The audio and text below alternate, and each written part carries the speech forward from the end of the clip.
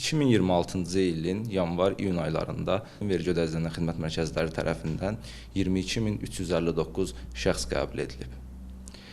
Vergi qanunvericiliyi və inzibatçılığı ilə əlaqədar sualların cavablandırılması, vergi uçotu, qeydiyyat, bəyannamələr, cari vergi ödəmələri və s. məsələlərlə bağlı ümumilikdə 32 minə yaxın xidmət göstərilmişdir ki, bu da ötən ilin müvafiq dövrü ilə müqayisədə 6,9% çoxdur.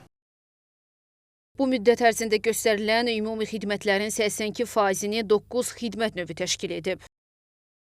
Şəhərdə, o cümlədən rayonlarda bu xidmət mərkəzlərinin yaradılması bizim kimi sahibkarların işinin daha da asanlaşdırılmasına, işinə daha da bir stimullaşdırıcı bir tədbir kimi görsənilmişdir. Biz əlbəttə ki, hər ay olduğu kimi biz bura yaxınlaşırıq, vergi ödəyicilərinə, xidmət mərkəzlərində bütün əməkdaşlar, o cümlədən könüllülər bizim işimizə yaxından köməklik göstərirlər. Bir əməkdaş olaraq biz bu xidmətdən razıyıq.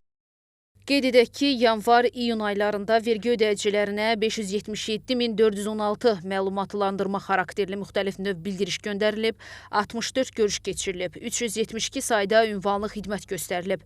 Həmin dövrdə 2338 müraciət üzrə 3986 asan imza sertifikatı verilib.